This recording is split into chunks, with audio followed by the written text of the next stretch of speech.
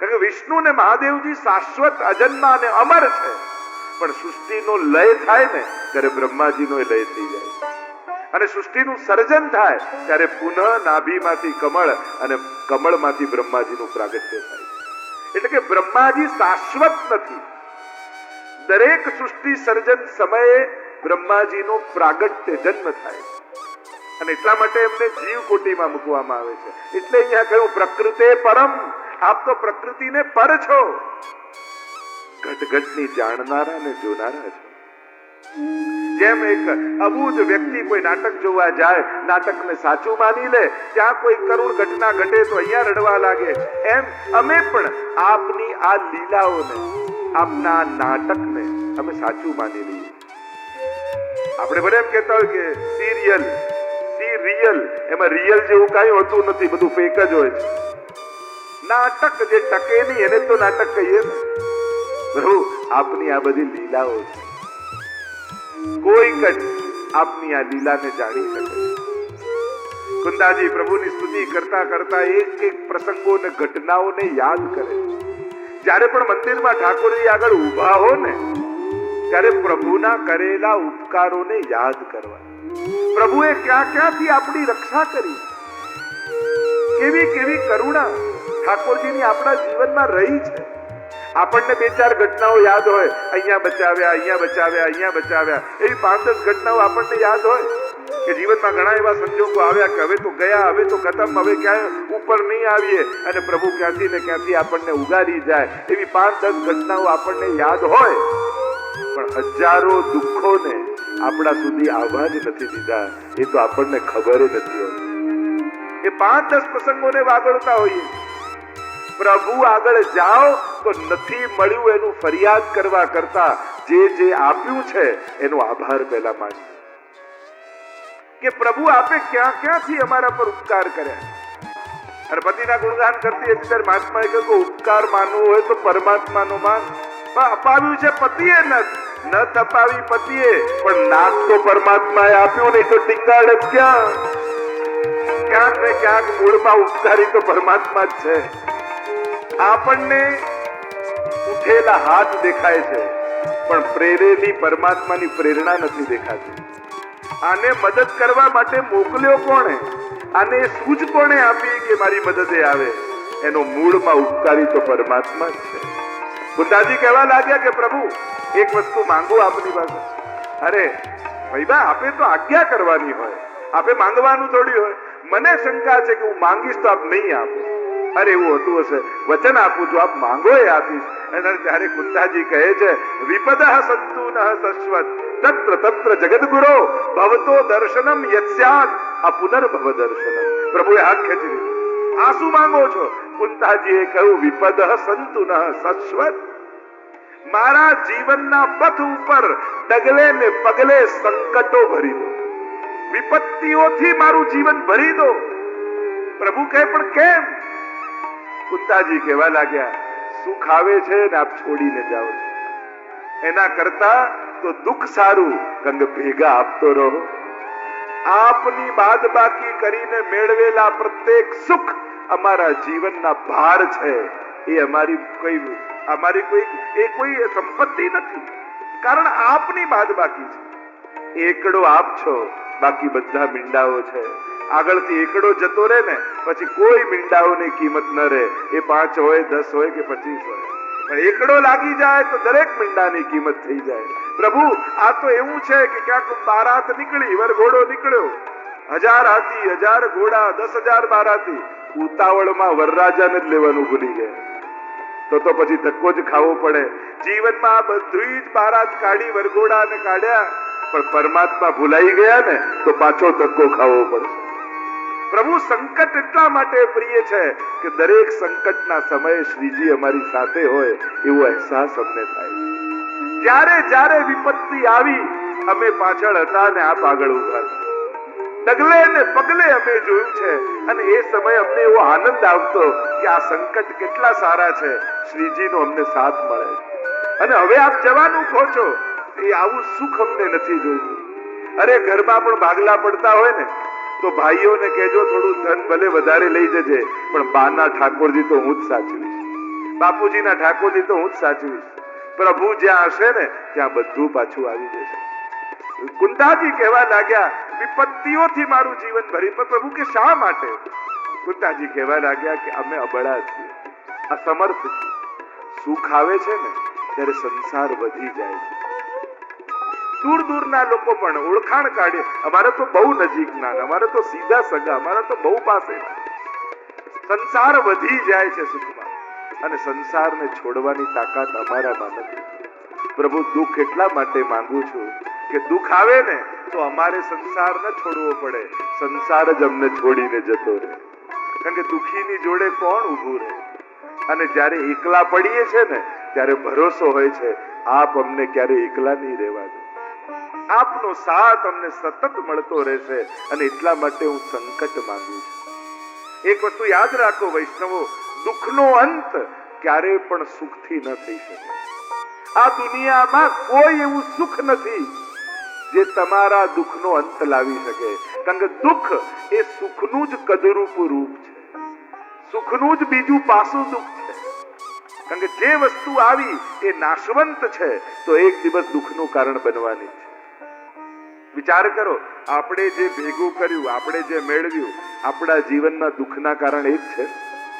આપણી આસપાસ રહેલી વસ્તુઓ અને વ્યક્તિઓ ક્યારે પણ સુખ દુઃખનું કારણ ન થઈ શકે. તો દુઃખનો અંત શેનાથી થાય? તો કે સાચા દુઃખનું ભાન થવાથી. જે દિવસે સાચા દુઃખનું ભાન થશે એ દિવસે કાલ્પનિક દુઃખો સમાપ્ત થઈ જશે. અને સાચું દુઃખ કયું? ભગવાન કૃષ્ણથી વિખુટા પડે હજારો જન્મોનો અંતરાય થયો.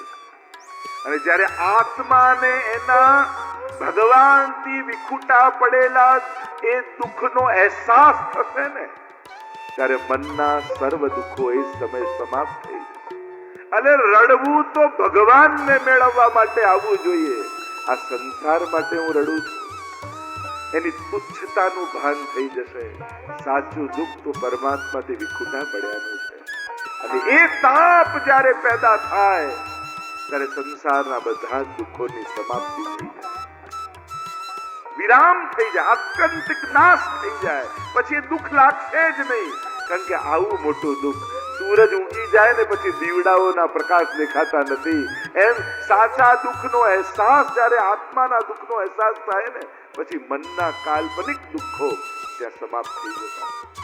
યચ્છદ દુઃખમ યશોદાયા નંદાદિનાંચ ગોકુલે ગોપિકાનામ તુ યદ દુઃખમ તદ દુઃખમ ચાન મમ ક્વચિત. જે નિરોધ લક્ષણ ગ્રંથમાં મહાપ્રભુજી 16 ગ્રંથમાં આજ્ઞા કરે છે, દુઃખ માંગે છે મહાપ્રભુજી પર. કેવું દુઃખ? યચ્છદ દુઃખમ યશોદાયા.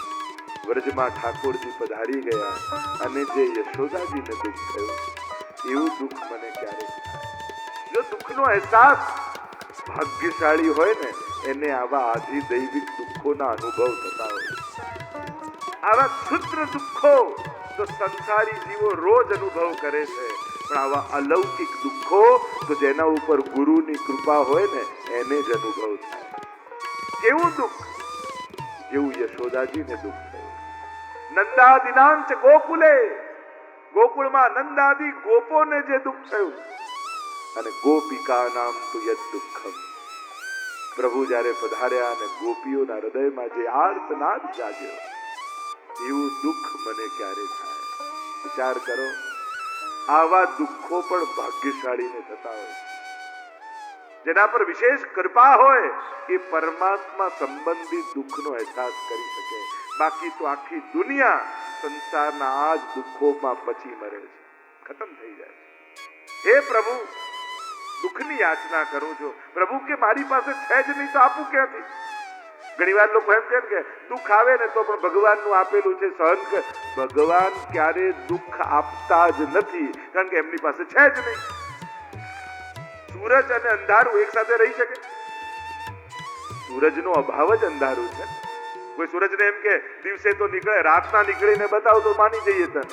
પેલો કે મારો અભાવ જ રાત છે, હું નીકળું તો એ દિવસ જ થઈ જાય. ભગવાન અને દુઃખ એક સાથે સંભવ જ નથી.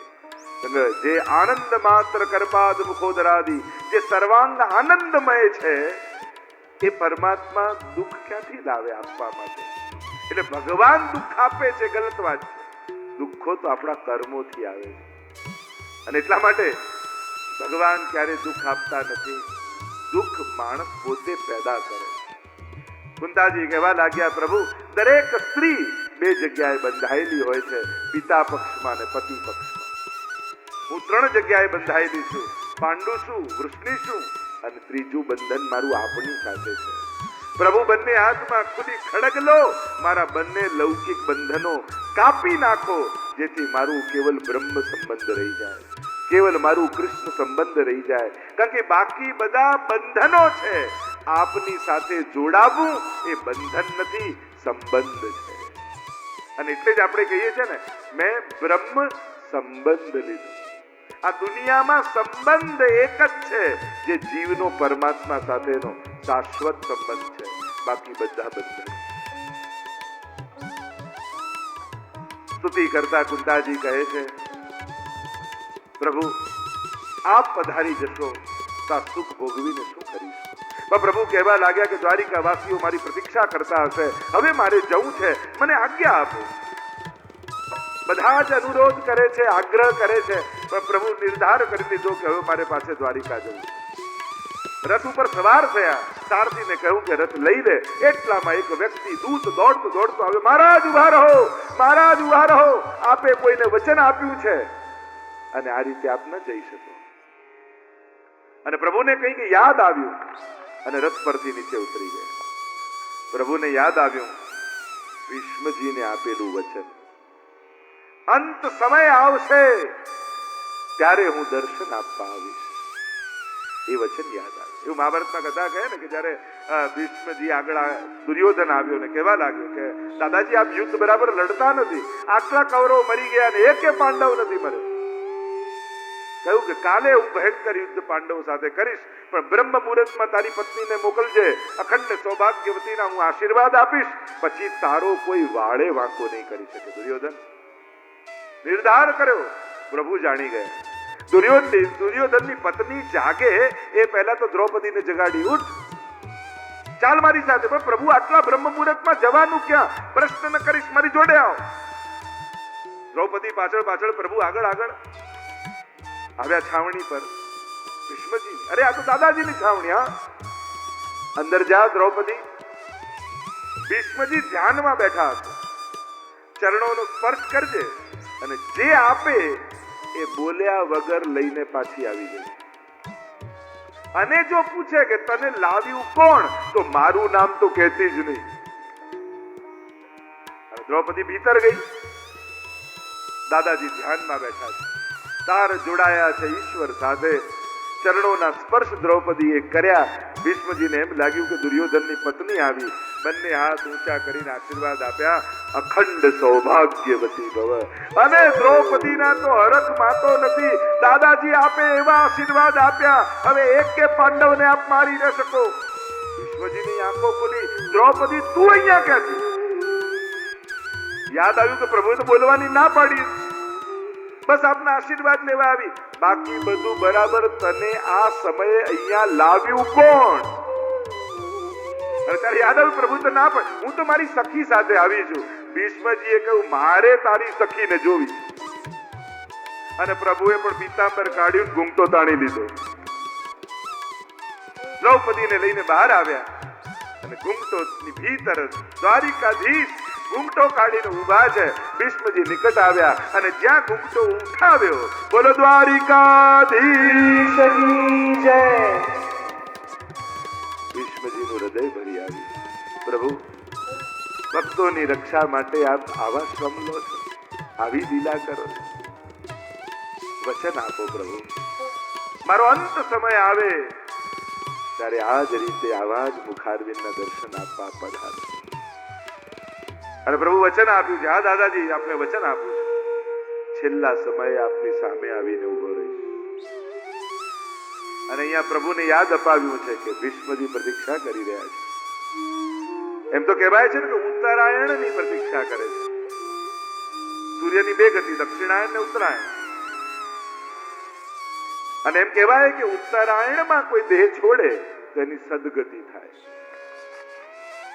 આચાર્યોએ અર્થ કર્યો ઉત્તરાયણ એટલે ઉત્તરા એટલે અભિમન્યુની પત્ની, અને એના બાળકની રક્ષા કરવા માટે જેમણે એના ગર્ભમાં નિવાસ કર્યો, અયન કર્યું, એ જ છે ઉત્તરાયણ. એટલે કે પરમાત્માની પ્રતીક્ષા કરી રહ્યા છે કે જે ઉત્તરાના ગર્ભમાં નિવાસ કર્યો છે. પાંડવોને લઈને ભગવાન વિશ્વજીને ત્યાં પધાર્યા છે. બાણ સૈયા ઉપર વિશ્વજી સૂતા છે. શ્વેત વસ્ત્રો, શ્વેત કેશ, શ્વેત દાઢી, આખું શરીર બાણોથી વિંધાયેલું, પર ચહેરા પર એ જ શાંતિ, કોઈ ઉદ્વેગ નથી. જીવનભરનો અનુભવ ચહેરા પર દેખાઈ રહ્યો છે. શાંતિ. નેત્રો બંધ કરી દાદા ભીષ્મ બાણ સૈયા પર સુતા છે. સમાચાર આપવા આવ્યો દૂત, ભગવાન પધાર્યા છે, કૃષ્ણ પધાર્યા છે. અને જ્યાં આ સમાચાર ભીષ્મજીને મળ્યા, ધીમે રહીને ભીષ્મજીએ જ્યારે પોતાના નેત્રો ખોલ્યા, પ્રભુના મુખારવિંદના દર્શન થયા. નેત્રોના બંને ખૂણામાંથી દડ દડ દડ દડ દડ અશ્રુપાત થવા લાગ્યા.